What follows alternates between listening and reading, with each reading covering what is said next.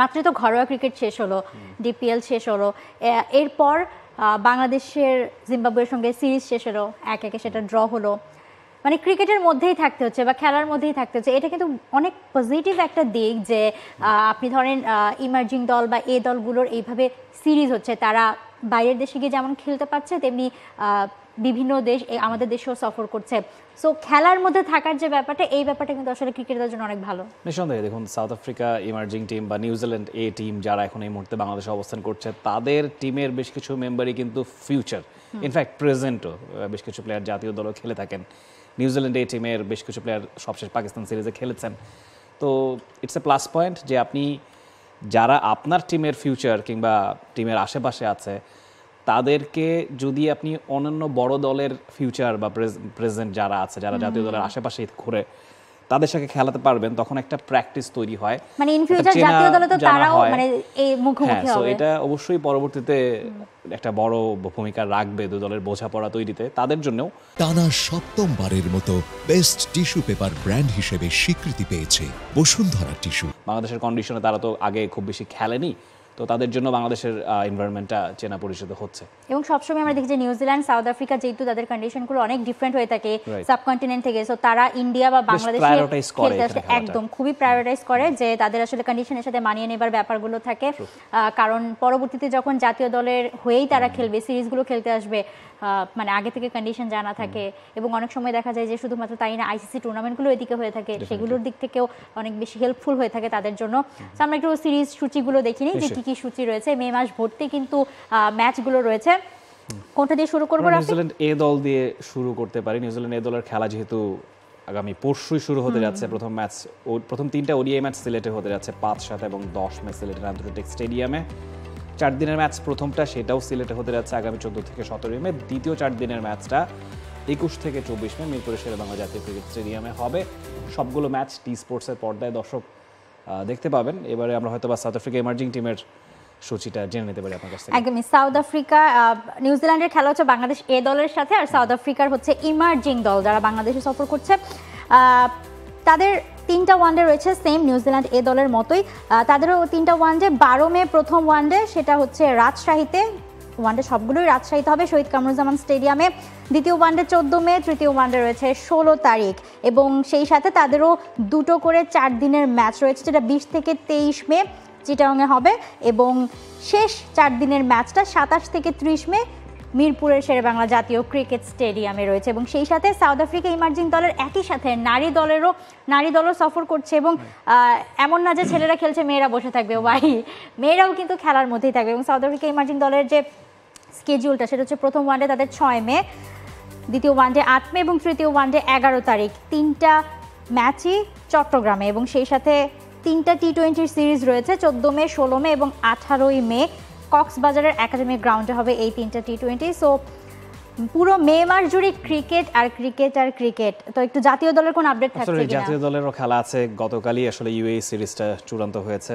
পাকিস্তানে যাওয়ার আগে ইউএইতে 2টো টি-20 বাংলাদেশ খেলবে শারজাহ ক্রিকেট গ্রাউন্ডে। সেখানে 17 এবং 19 মে টাইগাররা মুখোমুখি হবে ইউএইর এগেনস্টে। এমন অন্যদিকে বাংলাদেশের পাকিস্তান সফর আছে, তার ঠিক পরেই 25 এবং 27 মে পাকিস্তানের ফয়সালাবাদের ইকবাল স্টেডিয়াম, যেটা বেশ ঐতিহ্যবাহী একটা স্টেডিয়াম। অনেক বছর পর সেখানে খেলা হতে যাচ্ছে, সম্ভবত প্রায় 1.5 যুগ পর।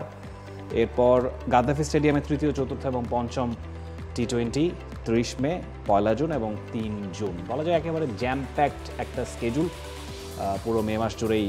মানে আমাদেরই মনে রাখতে অনেক কষ্ট হয়ে যাচ্ছে, এতগুলো পুরো মে মাস ভর্তি এত স্কেজুল। আর কিছু বাদ পড়লো কিনা আপনার কি মানে মাথায় আসে যে আর কোনো খেলা বাদ পড়েছে? আমি জানি না, মানে এগুলোই বললাম না, এগুলোই মনে রাখতে পারছি না। এই লেভেলের খেলা আছে, শ্রীলঙ্কা অবস্থান করছে, সেটার কথা আমরা উল্লেখই করিনি ইনফ্যাক্ট। হ্যাঁ, তারা তো শ্রীলঙ্কায় খেলতে গেছে। সো মানে ভরপুর শুধুমাত্র মানে ডিপিএল শেষ হয়েছে বা বাংলাদেশের সিরিজ শেষ হয়েছে, হাফ ছেড়ে বসার টাইম নেই। ইভেন আমাদের হাফ ছেড়ে বসার টাইম নেই, কাজের ওপর থাকতে হবে। এবং প্রচুর আসলে সিরিজ রয়েছে।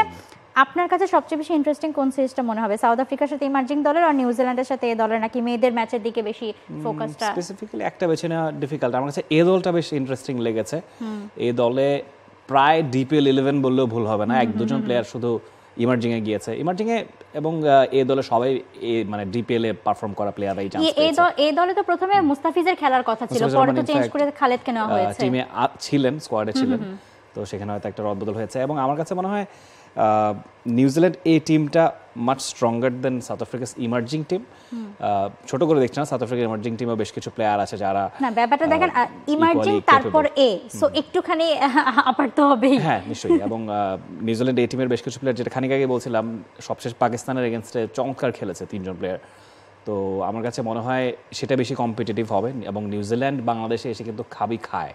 আপনি যদি দেখুন 2010 সিরিজের পর থেকে খুব বেশি কিন্তু নিউজিল্যান্ড বাংলাদেশে জেতেনি, জাতীয় দলের কথাই বলছি, 13 সালে বলুন বা সবশেষ টেস্টও তারা খেলেছে এই সিলেটের এই গ্রাউন্ডেই। তো আমার কাছে মনে হয় বাংলাদেশের সেখানে আপার হ্যান্ডে থাকবে, সাউথ আফ্রিকার সঙ্গে বাংলাদেশ জিতবে এই আশা আমরা রাখতেই পারি।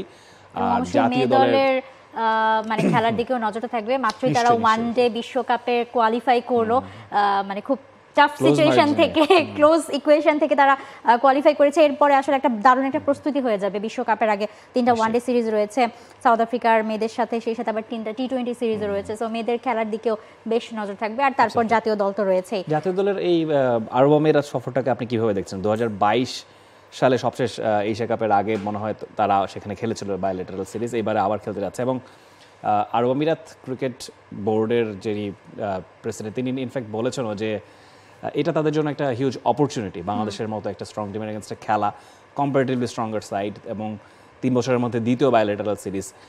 বাংলাদেশ যখন আরব আমিরাতের জায়গায় ছিল, যখন উঠতি একটা শক্তি, তখন কিন্তু বড় বড় দল বাংলাদেশকে অপরচুনিটি দিয়েছে।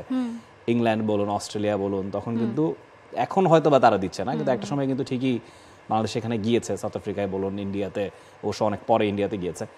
তো বাংলাদেশেরও এই ধরনের সিরিজ করা নিশ্চয়ই দরকার। মানে আমার কাছে মনে হয় তথাকথিত ছোট দল যেগুলো, জিম্বাবুয়েতে তো বাংলাদেশ হরহামেশাই যায়, আয়ারল্যান্ডে যায় 4-5 বছর অন্তর অন্তর।